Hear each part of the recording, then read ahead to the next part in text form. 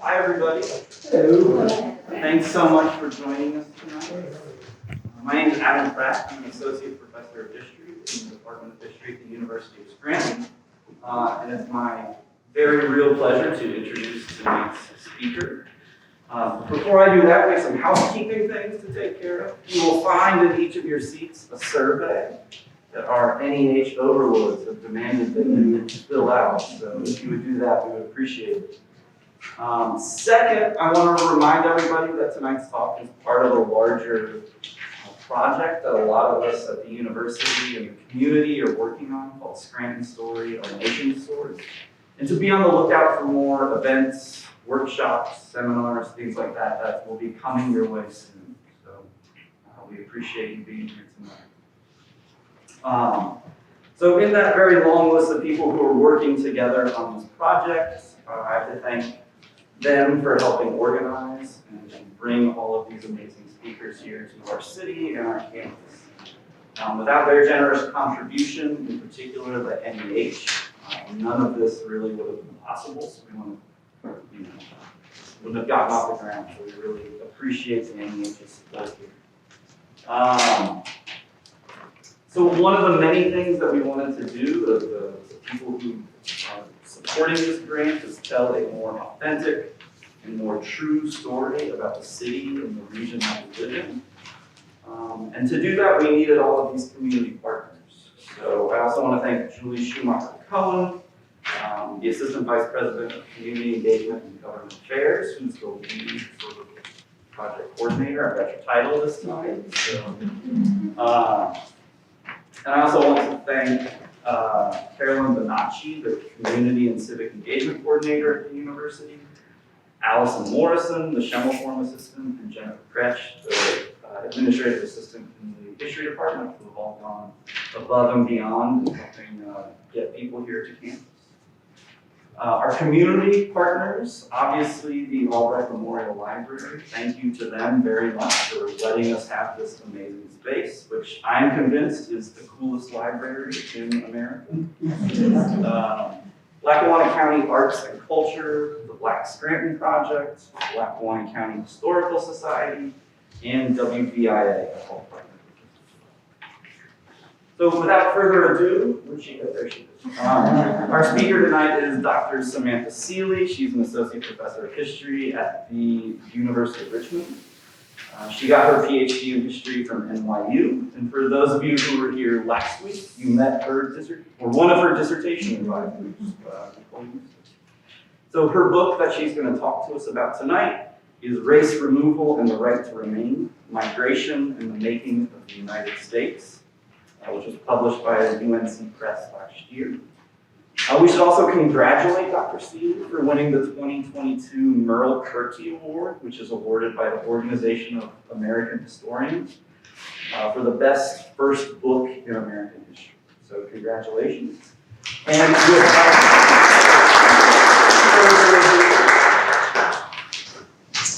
Thank you so much, Adam, for that really kind introduction, and thank you so much to all of you for being here. I'm just really pleased to be taking part in this series on Scranton Story, Our Nation's Story, combining both this kind of local and national perspective. It's exactly the kind of writing that I love to do in my own work, so I'm really pleased to be part of it. Okay, so we're going to start by traveling just a little bit west of here, and we're going to start by traveling to Pittsburgh and to the kind of starting point of the Ohio River. And while we're at it, let's also travel back about 240 odd years back in time to 1785. So in 1785, we're about 2 years out from the end of the American Revolution. We're situated in Pittsburgh at the site of Fort Pitt in 1785. And the end of the American Revolution had really concluded with the Treaty of Paris between Britain and the United States in 1783, and that had capped off this kind of 8-year-long conflict over the future of 13 of Britain's North American colonies that had secured U.S. independence. And in that treaty, Britain ended up relinquishing any claim to the lands east of the Mississippi River to the United States. So this region was now, according to the U.S. federal government, part of the new United States.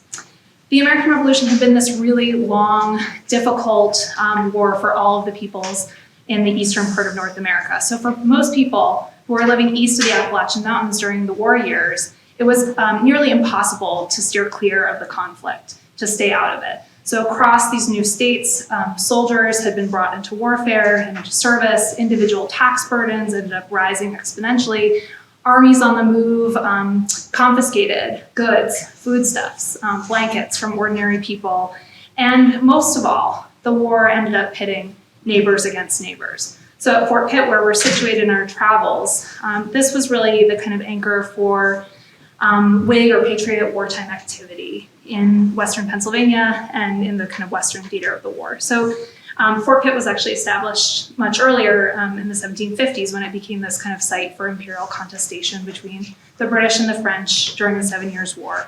But during the American Revolution, it was this important post for the Continental Army, and it actually, to speak to the topic of your series right now, it was actually played host to one of the first kind of international treaties that the new United States ever signed between the Delawares and federal negotiators. So Fort Pitt was really sited at the kind of banks of the Ohio River, this major artery for travel and trade through the region. So this is where the Ohio River begins its course along Ohio, Indiana, and Illinois, along that kind of southern border of those states towards the Mississippi River. And because this region was situated along this major kind of river highway, it had long been a place of travel, of trade, of movement and migration for indigenous peoples, and then later for French and British and American migrants too. So this is the time and the place where our story begins. And it begins with one moment that kind of flashed out at me from the archives when I began my research about a decade ago at this point. So I'm going to begin with that story. In 1785, a white migrant named John Emerson crossed the Ohio River from Pennsylvania in the kind of area of Fort Pitt, and he went into what's now Ohio. And he took with him a handwritten manifesto, and he pinned it to a tree. And that handwritten manifesto declared, and here I'll show you the text, that all mankind agreeable to every constitution formed in America have an undoubted right to pass into any vacant country. I think this is such a revealing statement, and so I want to explain why by contextualizing it just for a bit. Because when Emerson traveled across the Ohio River, he actually went there against the orders of his own new federal government, which had prohibited American settlement in the region. So, this was, according to the US federal government, part of the new United States, but it was unorganized territory, according to federal officials. So federal officials were in fact so invested in keeping out people like John Emerson that they sent multiple militia companies out to warn off those migrants, and they actually disassembled and burned their cabins to make sure that they wouldn't return. So Emerson, with his statement, was really putting forward his very own and very different interpretation of what he thought that the war had won, what the American Revolution had won, in opposition to federal orders. He and lots of new Americans argued that free movement, so what he called in this statement, the undoubted right to pass into any vacant country, was a kind of reward for a very long and difficult war. So free movement for someone like Emerson was really the definition of the kind of liberty that the American Revolution had won. And like Emerson, thousands of people took to the roads in this time period to claim North American lands as their own. So Western Pennsylvania was this kind of focal point for Eastern migrants in the 1780s who hoped to travel along that Ohio River corridor and up the Ohio River's tributaries into the Ohio Valley in the 1780s. And they were moving in droves kind of into Ohio and Kentucky in this time period. So white Eastern migrants were really measuring the kind of wages of war in the paths that they followed and in the acres of land that they hoped to claim for themselves and for their families. And I think for a long time, historians have taken their cues, or took their cues, from 18th century observers like Emerson himself, when they were trying to write the history of the post-revolutionary period and this time and place. So they really saw American migration as exceptional, first of all. They argued that free movement was actually vital to American character itself, that there was something about Americans that was made by migration. And that idea has been with us since the very beginnings of the discipline itself, right? The discipline of history itself. So if you look back at this kind of first generation of university historians who were writing as professional historians based in academic departments in the late 19th century, they all kind of agreed that this was the important story of the post-war decades, was about free movement of quote-unquote settlers to the frontier. So Americans overall were characterized by this kind of spirit of immigration or a mania for free movement, and that's all language that comes from the time period as well. It's something that people were really observing in the 1780s. And I think that idea is really still very much alive in the kind of popular conception of the period too, so like the textbook version of American history. But this is really only part of the story because that free movement was very plainly dependent upon removal. And that's the topic that I want to address today. So let's take a second and we can flip Emerson's manifesto around and look at it from a slightly different angle. Let's flip the story around. You'll remember his phrase, all mankind have this undoubted right to pass, right, into a vacant country. When Emerson went north of the Ohio River, he wasn't actually entering into vacant country, although that's certainly how he saw it. He wasn't even really entering into American territory either, although that's how the federal government saw it at the time. Emerson was entering into native land. Emerson was staking a spot on the grounds of sovereign native peoples who had really complex and overlapping claims to that particular landscape north of the Ohio River. So in 1783, at the same time that the new United States was confederating, making its own kind of loose confederation of new states, 35 native nations of the Great Lakes and the Ohio Valley had already themselves begun confederating too. They formed this confederation to actually protect exactly those Ohio country lands from expropriation by the likes of people like John Emerson. And so we can look at a kind of competing claim here by that confederation, the United Indian Nations, in which they said, this is their message to the federal government in 1786, we request of you in this earnest manner to order your surveyors and others that mark out our lands to cease from crossing the Ohio. So they're at the same time trying to lay out the Ohio River as a strict boundary between themselves and the United States. So their goal is really to keep that Ohio River boundary between their country and the US. So for Native peoples, Emerson's claim was part of this much larger project of removal that was waged by individuals, the states, the federal government in the post-revolutionary years. So in fact, while free movement has been this defining story that many people tell about the post-revolutionary era, removal was just as important. In the early decades of the new United States, legislators, leaders, reformers, writers, intellectuals, ordinary people were all pitching removal as a kind of solution to many of the major debates that popped up in the post-revolutionary years and were actually created by the war itself. So debates about war debt, or land, or slavery and emancipation, or citizenship and who would get to be a citizen. So removal was kind of pitched as a way to end many of those debates and conclude them. When we think about the term removal in the US context, we usually associate it with the antebellum period, and particularly with the 1830s, and that's for good reason, because amid Georgia's fight to dispossess the Cherokees, the 1830 Indian Removal Act made the removal of Eastern Native peoples beyond the Mississippi River into federal policy. And it eventually led to the Cherokee Trail of Tears, which is immediately what people land on, I think, when we say the word removal, and we kind of think about it in the US context.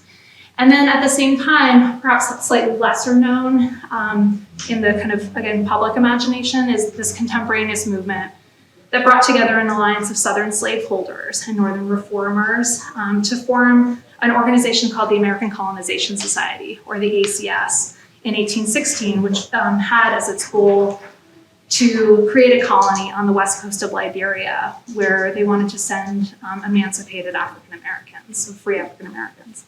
And so that organization was very popular by the 1820s and 30s and forward. And so these two things together mean that we usually associate this term removal with the antebellum era.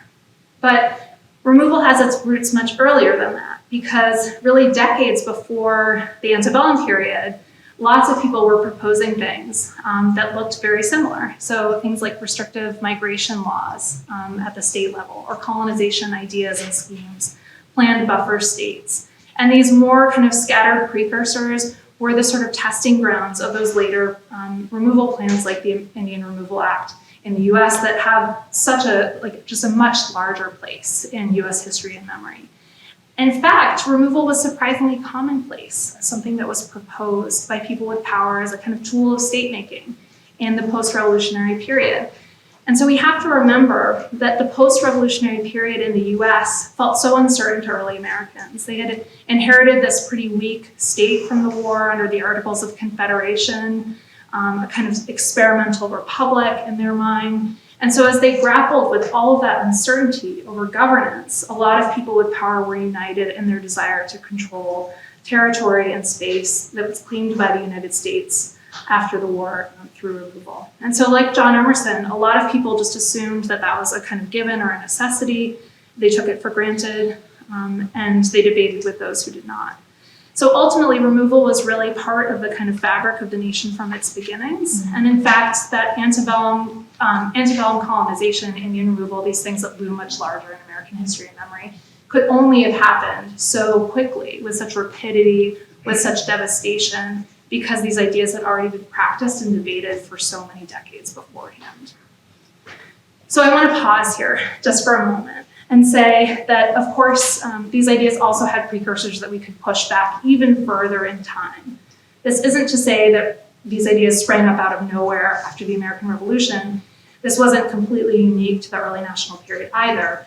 Removal's proponents could actually look back to the British colonial past too for models. So removal was one of the most kind of common and enduring answers to a lot of social debates in the Anglo-Atlantic world too. 17th century monarchs and their ministers had often thought that moving particular groups of people to new spaces might reform criminals or alleviate poverty. So this was actually a kind of frequently proposed as part of British colonization too.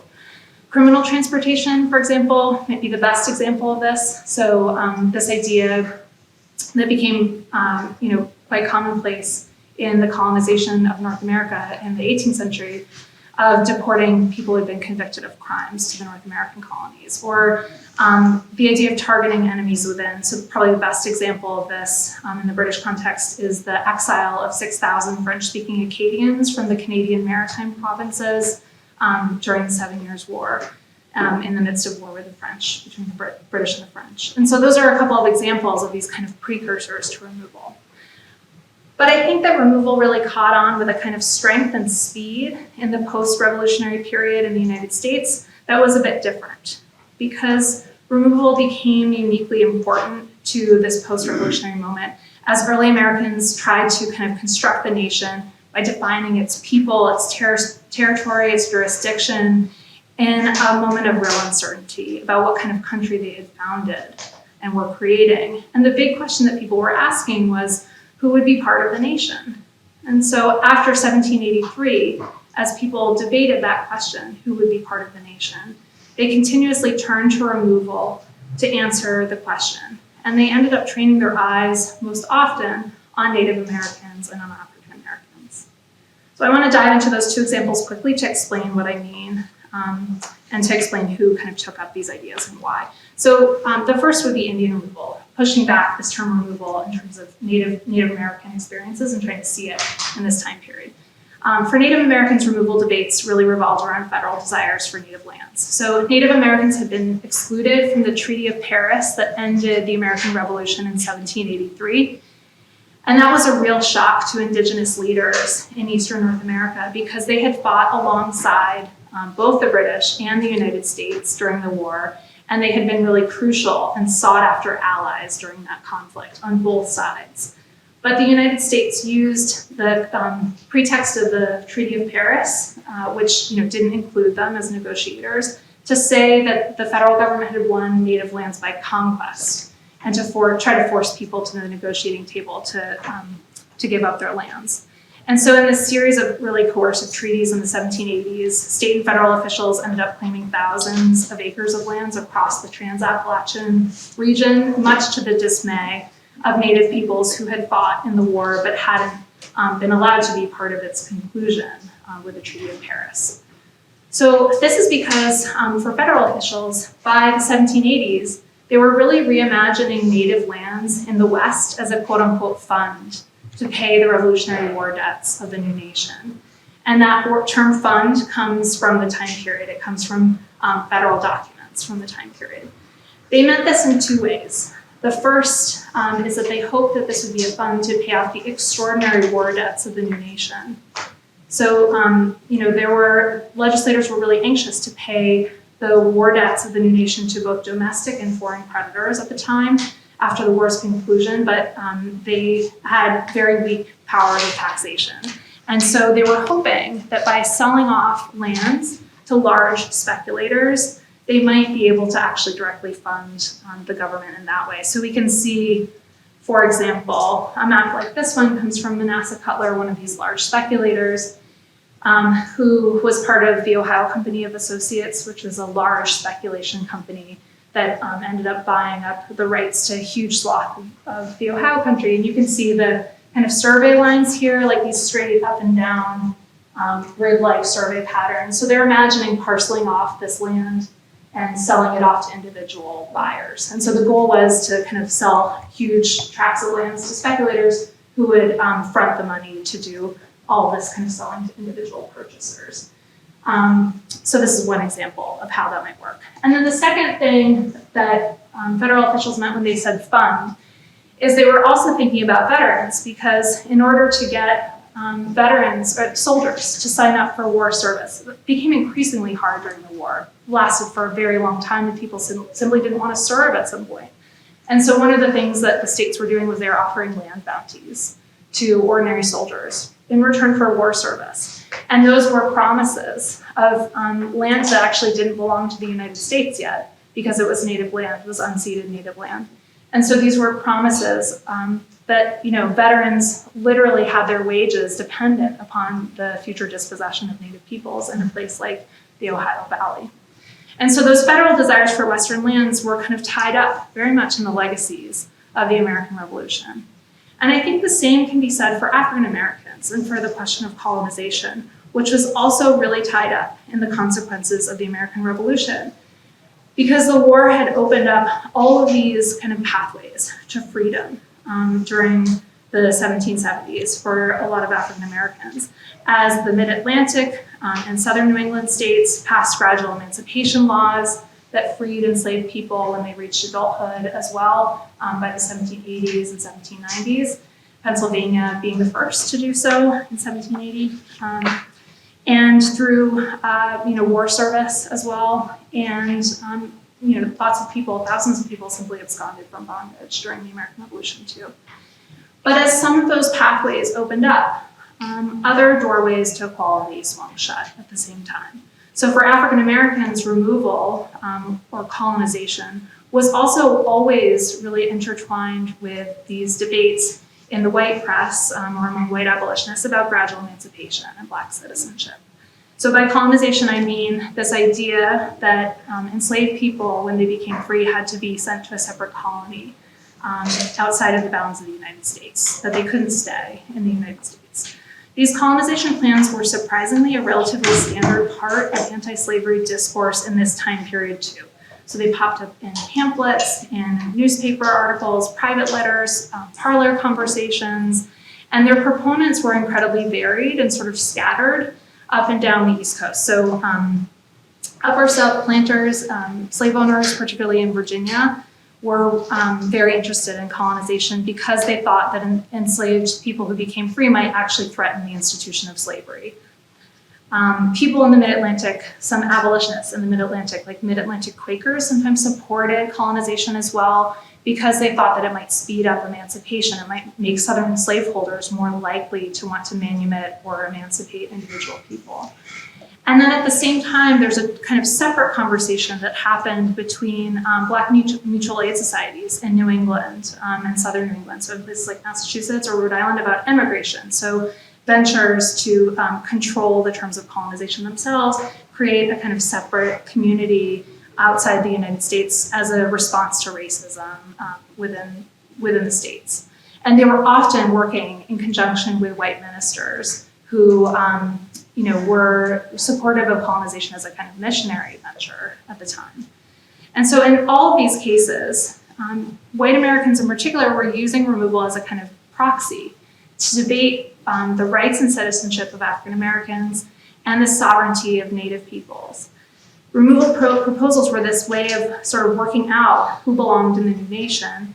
And because removal was so commonplace as a topic of conversation and debate in the public sphere in this time period, African Americans and indigenous communities also staunchly protected their right to remain in their homes and their communities and their homelands at the same time. So for lots of people, the defining story, if we think back to John Emerson, the defining story of the early national period of the post-revolutionary US wasn't actually free movement, but it was the fight to stay in place.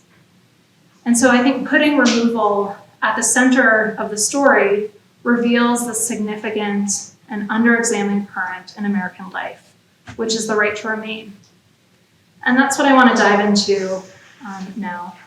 And I'll illustrate that idea of the right to remain by telling two different stories. So for the first, let's circle back to where we started. And we can circle back to the Ohio country, thinking about John Emerson's manifesto about vacant land pinned to a tree. Or Native peoples. Such a statement was really jarring in that region because it effectively erased their presence.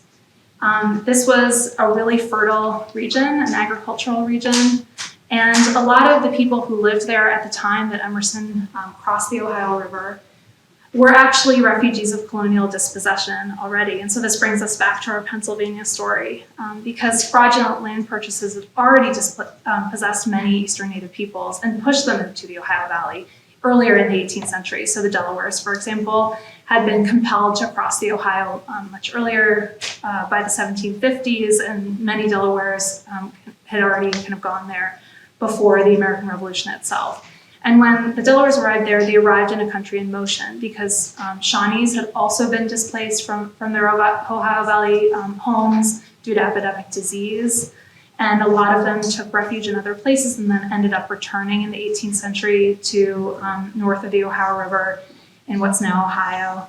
And they were joining their native Westerners who already were present. So Miamis, Odawas, Ojibwe people, Potawatomis, Wyandots were creating at the time across the 18th century this world of multi-ethnic communities and towns. These composite villages that were made up of the members of many different nations. And so, federal officials at the time were particularly invested in seizing these lands north of the Ohio River because they were so fertile, actually, because they were such rich agricultural lands. And so this was a major aim of the Washington administration, was to take the Ohio country and be able to sell it off to support the new nation. And so this land in particular was the kind of, was in the sights of the federal government in this time period in particular. This is not, this is not a Southern story for a reason in this time period. So because a lot of members of the diverse multi-ethnic communities that already lived there had experience with removal, they were all the more steadfast in defending their right to remain. And so we can see this in the activism of the United Indian Nations, that confederation of Shawnee, Delaware, Wyandot, Miami, Ojibwe, Potawatomi, Odawa, Haudenosaunee peoples, who I mentioned at the very beginning of my talk. The United Indian Nations was developing in this time period a really clear platform of dissent against removal in the post-revolutionary era. They were critiquing the kind of core tenets of post-war US policy towards indigenous people, and those core tenets included the idea that the US had won their lands by conquest after the American Revolution, the idea that Native peoples could only sell their lands to the United States instead of anyone that they wanted, right? That's a kind of key power of sovereign peoples and of sovereignty. And mostly they were critiquing the idea that as sovereign peoples, they would choose to sell any of their lands at all. So confederating in this era gave them the power to really press those kind of core tenets of the right to remain. And their opposition to US policy, I think, was summarized by one Shawnee leader who at the time told federal representatives that, in his words, God gave us this country, we do not understand measuring out the lands, it's all ours.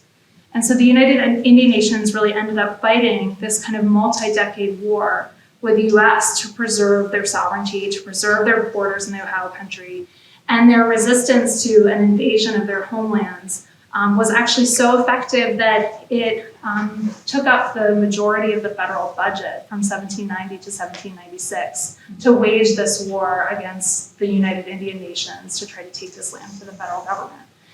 So let's pause here in that particular moment when the United Indian Nations is really successful in trying to force the hand of the US. In 1793, after really years of warfare over the Ohio Country, these arguments about the right to remain were brought to the fore in negotiations between the United Indian Nations and the federal government. So that Confederacy won a kind of string of military victories in the 1790s, and those victories made the Washington administration particularly eager to win the war and to end it. And so federal officials now propose that they should purchase the Confederacy's lands instead of trying to take them by right of conquest, by kind of assuming that they belonged to the US. And so they ended up sending a group of Philadelphia Quakers and federal negotiators west to Detroit, where they hoped to sit down with the Confederation's leaders to offer to purchase those Ohio Country lands to make sure that they made good on their promise to speculators and could survey that land and sell it off. And so here's this kind of image of what Detroit looks like in this time period. This one is from 1794. Good representation of the kind of inland port that Detroit was in this period. So as those emissaries traveled west from Philadelphia, Native leaders were also meeting together at the same time to discuss what their response might be to the United States.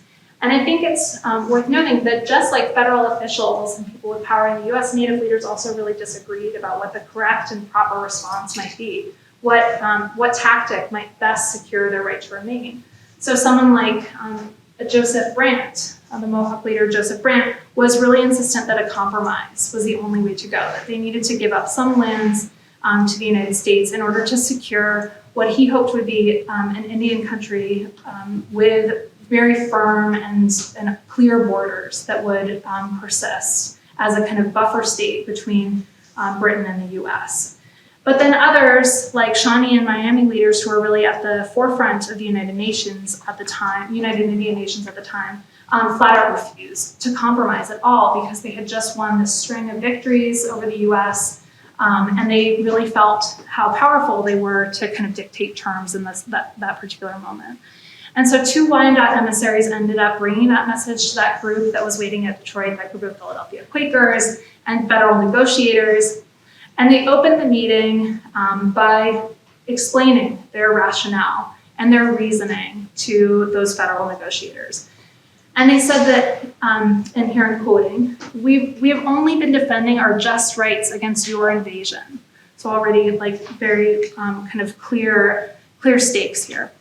They also rejected the idea that the US really had any claim to their lands at all, to their country at all, by the Peace of Paris. And they told the federal commissioners that if King George III had indeed given the US the idea that they had control over native lands all the way to the Mississippi River, these two Wyandotte emissaries said in their words, quote, "It's an affair which concerns you and him and not us. We've never parted with such a power." So we weren't part of those negotiations, and thus we don't have to listen to you, right? We weren't actually part of the Treaty of Paris, and we didn't agree to this.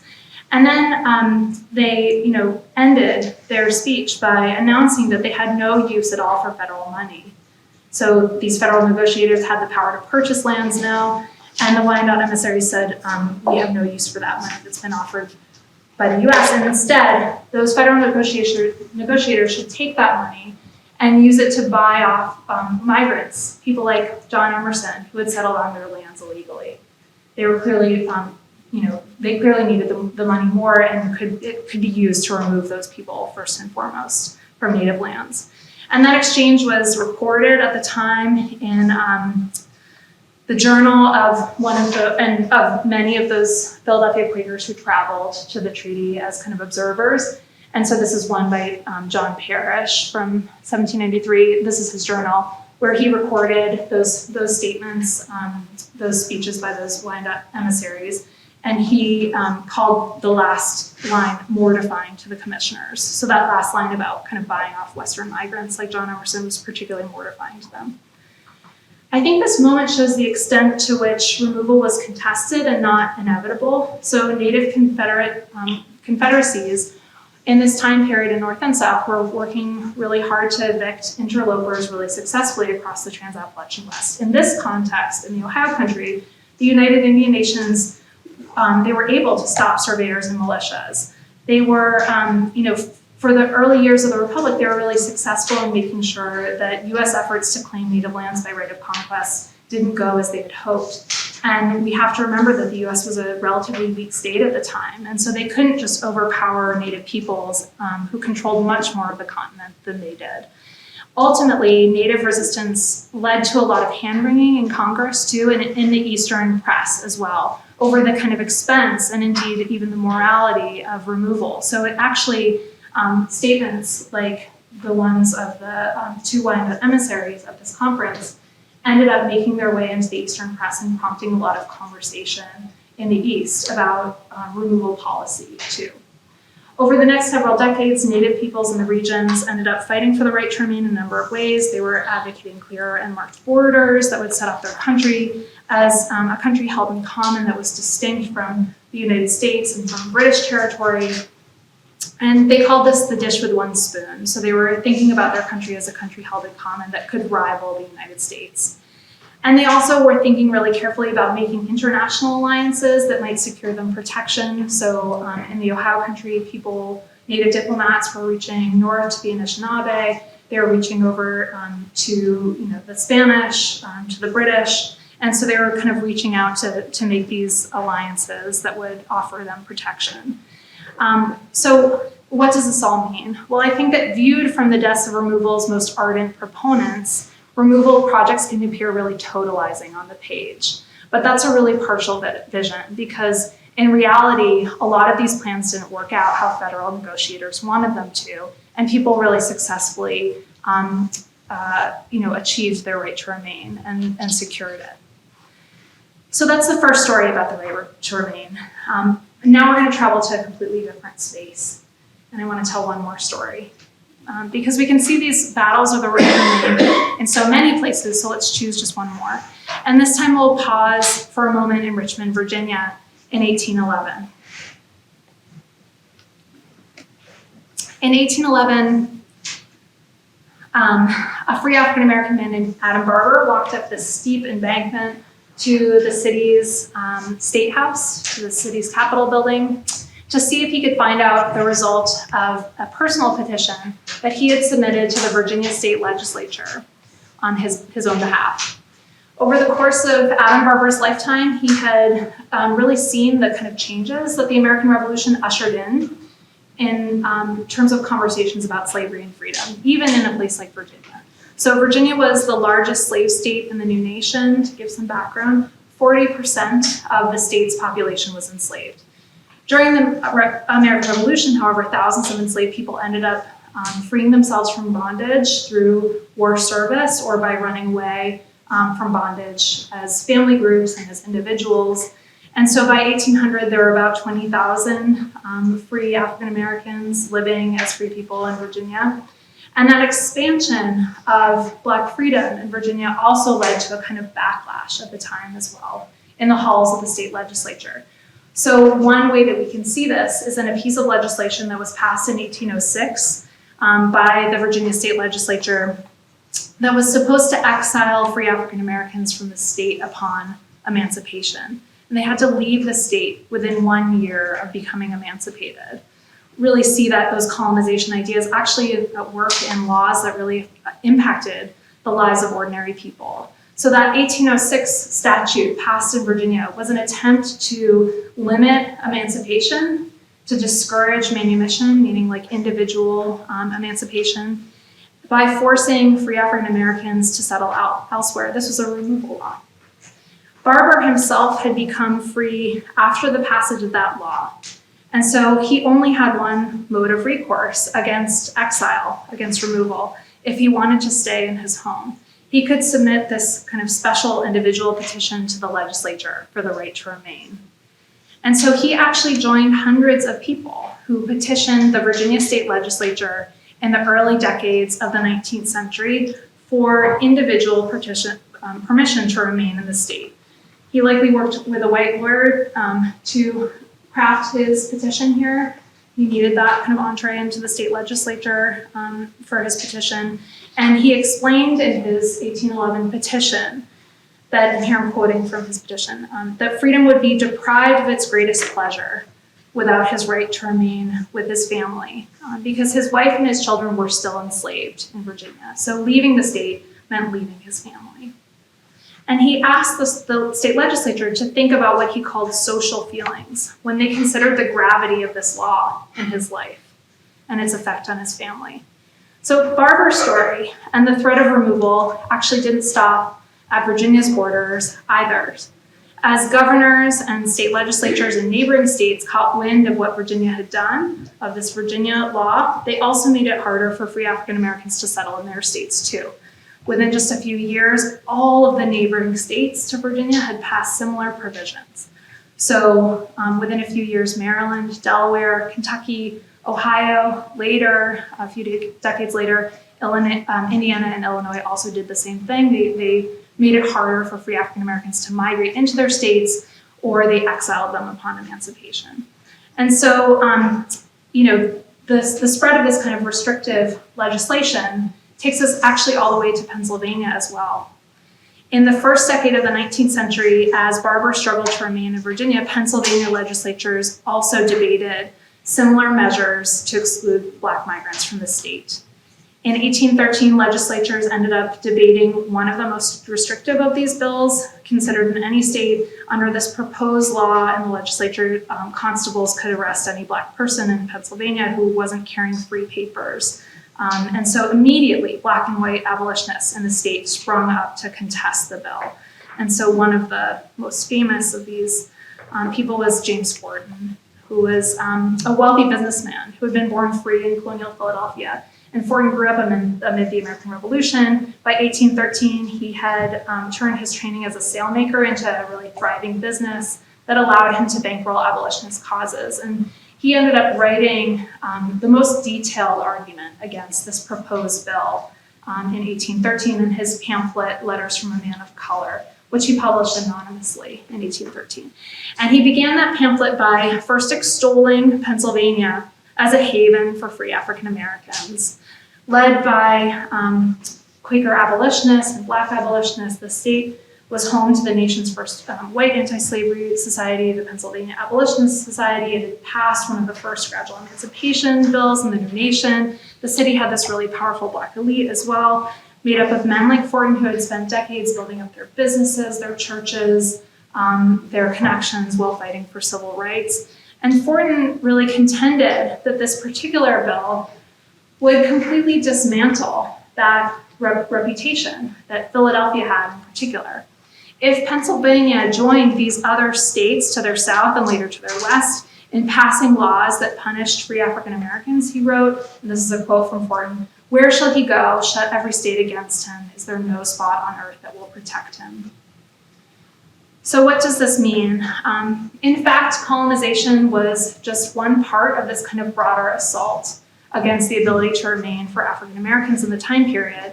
So Forten was already part of a broader conversation about different problems in a state like Pennsylvania for Black civil rights. There were all of these restrictive migration laws across state borders that made it difficult for people to settle in new states. There was the problem of kidnapping, which made it, because of loose laws around the re-enslavement of free African Americans, that these kind of loose laws around fugitive slave laws and re-enslavement made it led to a kind of epidemic of kidnapping of free people into bondage. And so as a result, Forten's pamphlet in 1813 was really part of this kind of wider movement by Black and white abolitionists to protect the right to remain. And they did that by petitioning Congress, by trying to protect individual freedom in the courts, and so Philadelphia was at the center of that activism, to take us back to our Pennsylvania story. Black leaders there were really highlighting the right to remain, the right of free people to remain, as one of the most important political crises of their time in these decades. So I want to conclude here by moving forward in time, because increasingly these parallel stories came together. By 1830, removal was reaching a fever pitch. It was more rapid, both in terms of Indian removal and colonization. There were these kind of persistent proposals for exclusion, and with the rise of Jacksonian Indian removal and the ACS, which were, causing anti-removal activists to really see African American and Native American experiences linked. People were petitioning and lobbying and holding public meetings about those proposals. And so by the 1830s, they really began to see these things as one story and not as several. The person, I think, who has a really good line about this kind of entangled thinking was William Lloyd Garrison, who in an 1832 pamphlet basically excoriated both the ACS and Indian removal. And he wrote about federal planners who were kind of putting forward these projects, that in 15 minutes they'll clear the continent of every black skin, and if desired, throw in the Indians to boot. He said this is the surpassing utility of arithmetic. And he talked about the kind of philanthropic arithmetician, someone who is hubristically imagining with slate and pencil at their desk these kind of vast removal plans. The arithmetician imagined people as kind of populations to be removed and replaced with a wave of the hand. But this sort of arithmetic was present in the post-revolutionary years too, not just in Garrison's time in 1832. People were making these kinds of calculations about native homelands, for example, much earlier. And they were making calculations about belonging to. So this kind of place of African Americans and Native Americans in and beyond the new nation. Removal wasn't this kind of anomalous plan or project of the antebellum period. It was a process, it wasn't a moment, and it had its roots in the waning years of the American Revolution. Thank you.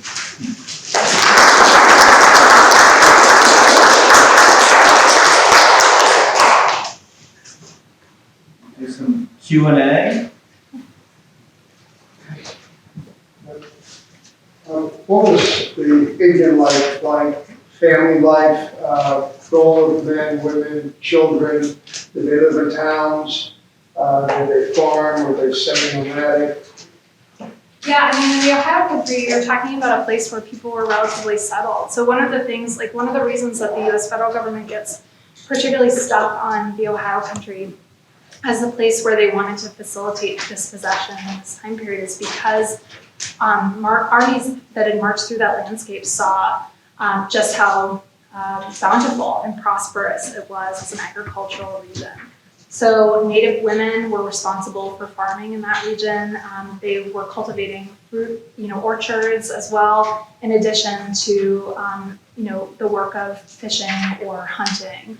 And so subsistence, this was a bountiful and prosperous agricultural space, and that's why it became such a, that's why the federal government was kind of setting their sights at on this landscape in particular in the 1780s. Should I do this? Go for it. Yeah. Please. Yeah.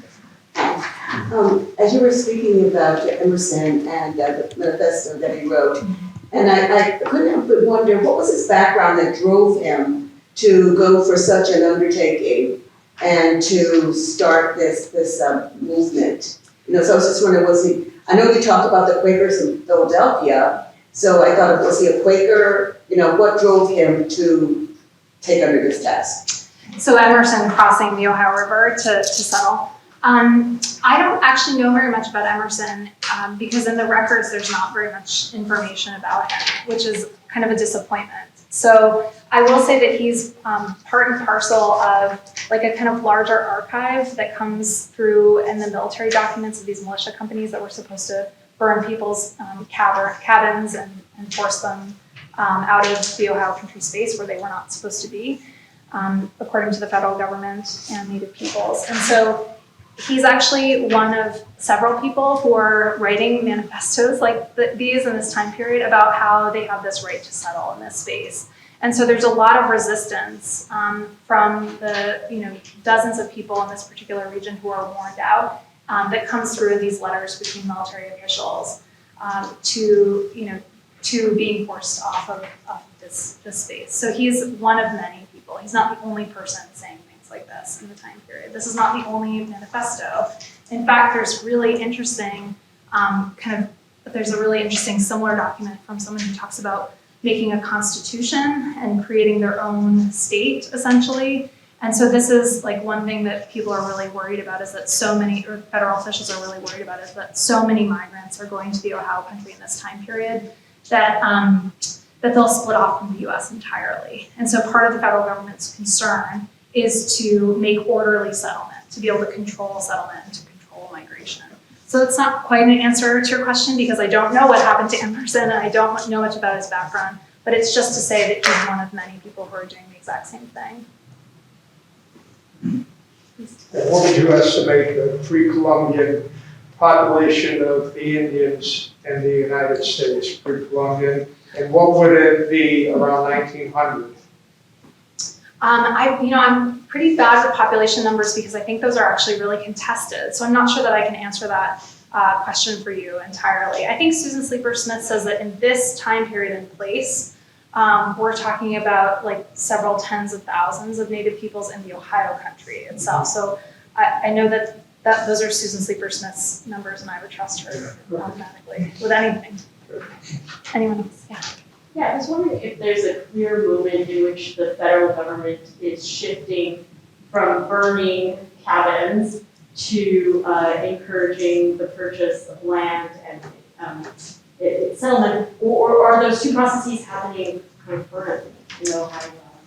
Yeah, that's such a great question. So I think in the 1780s, there's this real focus on getting speculators to purchase these lands. And then by the turn of the century, with the Jefferson administration, you see a real switch where land laws become much more liberalized and it makes it easier for individual purchasers to actually purchase land themselves. So they keep on kind of like lowering the threshold for how much land you had to purchase in order to enter into the marketplace. And so I think that switch really changes things. So part of what's happening under the Jefferson administration by 1800 is that William Henry Harrison is the kind of federal negotiator in charge of a lot of treaties in the Ohio Country and Indiana into Illinois. And he is, just arranging treaty after treaty and taking up, thousands of acres of land for the federal government, and they're being sold off very, very quickly in that time period. So you see like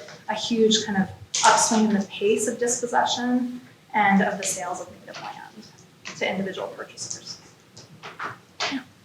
Well, I kind of left on the very first thing you shared, and also commented about John Emerson, especially because he notes that in his manifesto he says all mankind. So I'm wondering if you could speak a little bit about the exceptionalism that would lead certain humans to believe that they were different than other humans. Was it the fact that they were white? Was it the fact that they were religious? What would have empowered him to feel that the other people living on the land or enslaved Black people had any less of a right than he had? Well, I think his statement is so interesting because he's saying like all mankind have the right to move, and so like I have the right to move into this space, and that is very much like kind of calling on this revolutionary language of natural rights in a way. But then he's also calling it vacant land, so he's completely imagining Native people out of their homelands where they so clearly are, right? Yeah. And so that is just such a part of the ideology of the time period that again and again, it's not just people like Emerson, it's also the federal officials who are in charge of this kind of policy of removal at the time, that they're imagining this as vacant land even as they see Native peoples there. So they're making these two arguments. It's kind of convenient to be able to call on this idea of vacancy, even as they're fighting this incredibly expensive, violent war of dispossession. So yeah, it's this kind of ideological maneuver that happens again and again at all levels of the debate. Can I ask a quick follow-up? Yeah, please. Is there like a hard and fast distinction that we've ever drawn, like as a movement Like if certain people, because they were British colonists or if they came from a certain area, felt more free or safer to move than other people who would have already been on the land or come from somewhere else? That's a good question. I mean, immediately my mind jumps to race when I think about a question like that. Like that's kind of the most obvious answer, I guess, for me is that this, Emerson's part of this push of white migrants into this space. Beginning in the 1770s, white migrants were also bringing enslaved people by force into a place like Kentucky, just south of the Ohio River.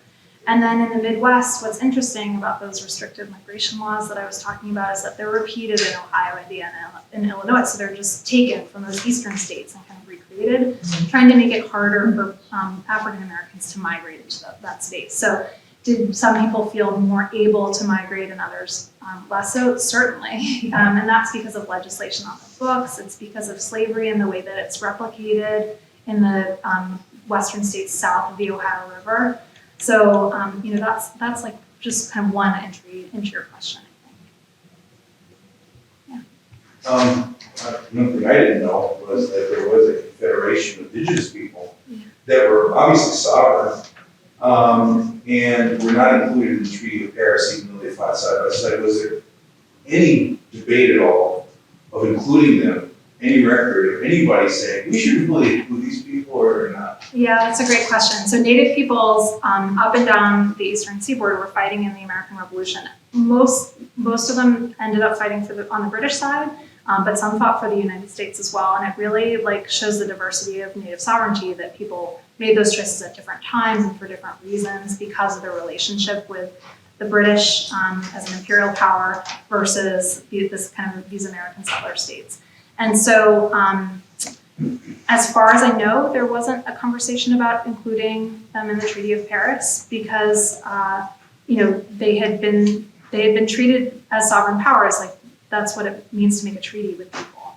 But at the same time, as far as I know, in terms of this discussion about the end of the American Revolution, there's not the same conversation about including them in this peace agreement between Britain and the United States.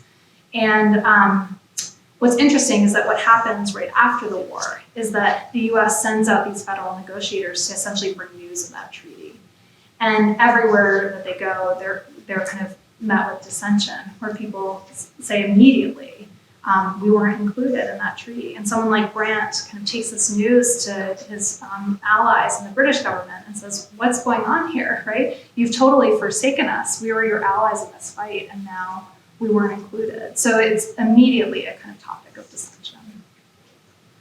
Was there anything at all in the perception of Native Americans that might have sort of fueled this? I'm thinking about the fact that many did sort of fight with the British. There was a demonization, there was a fear about them. Did that play into this, the way it perceived by, let's say, the American side of it? Did that factor into how you think they sort of justified the decision just to sort of negate them?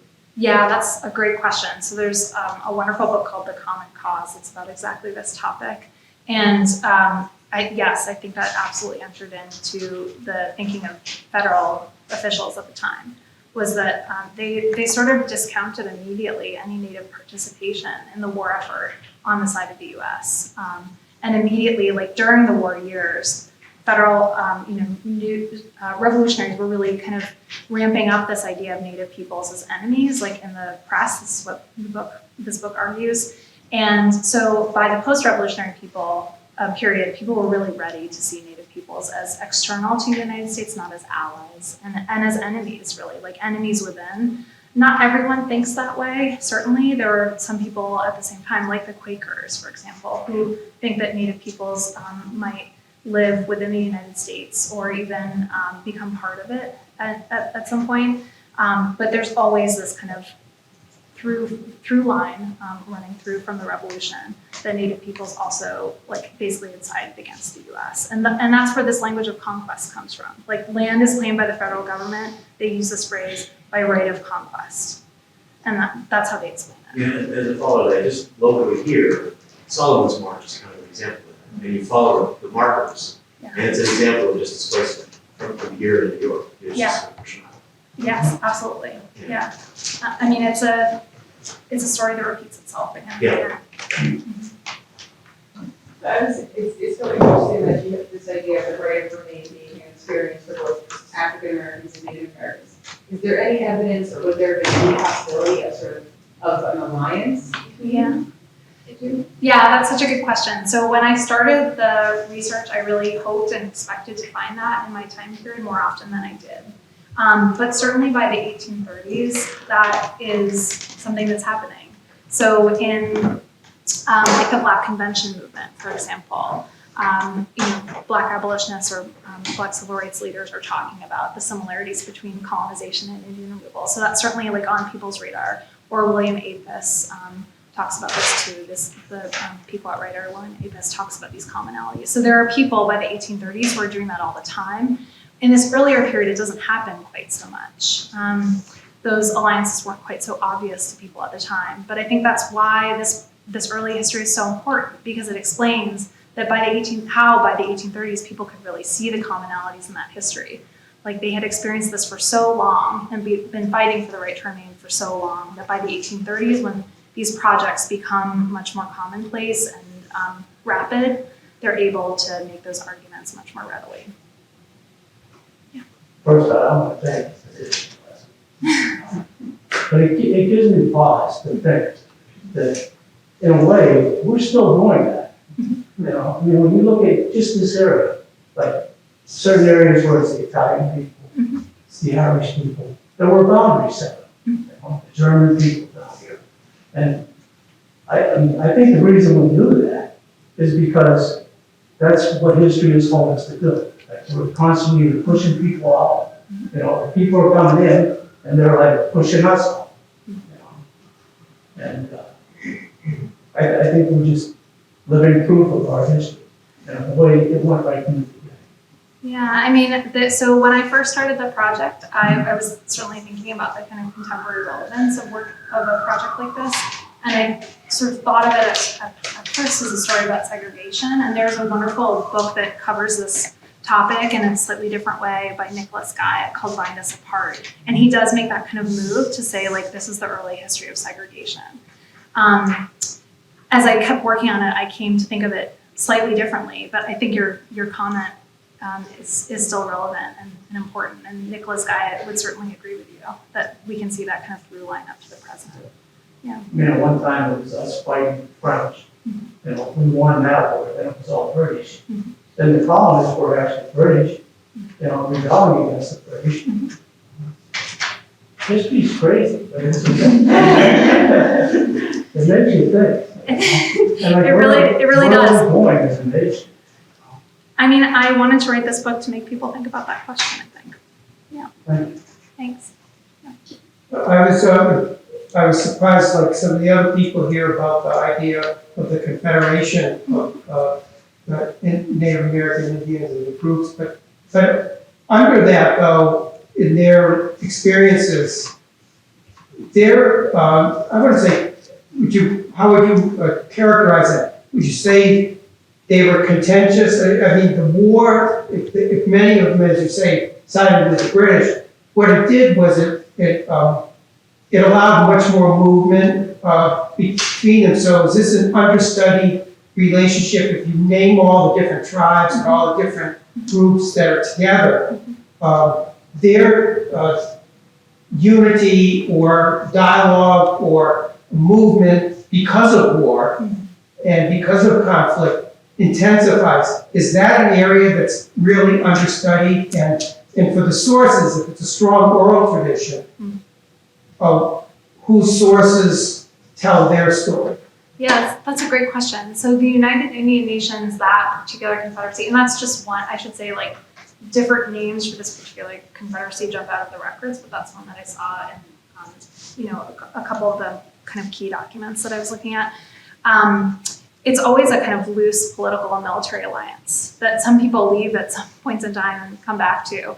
And so, there are moments of real power to that confederation and more coherence, and then other moments when people really take a kind of separate path, and moments of real disagreement. But I think that actually reflects where the U.S. Confederation was at the time as well, right? Like, again, we're talking about a loose confederation of states until the Constitution. So So that seemed like an important point to me to make about Confederation that I do think falls out of this time period in our kind of, again, like sort of textbook or classroom understanding of the period. In terms of the scholarly literature, what I found out when I started reading, this was my dissertation, and I didn't know much when I started my dissertation, I didn't think that many people had written about this, and I was completely wrong. There are actually so many scholars who wrote about this particular confederation, and it's a really, really rich field. And that was a bit unfortunate for someone who was trying to finish a dissertation and finish a book. But it means that there's an incredible scholarship. So if anyone wants book suggestions, I can give you a whole list of them. This is a really kind of deep field for scholars. I don't think that this understanding of competing confederations across the eastern United States is one that's necessarily part of, again, like our kind of popular conversation in classrooms about the time period, and it should be.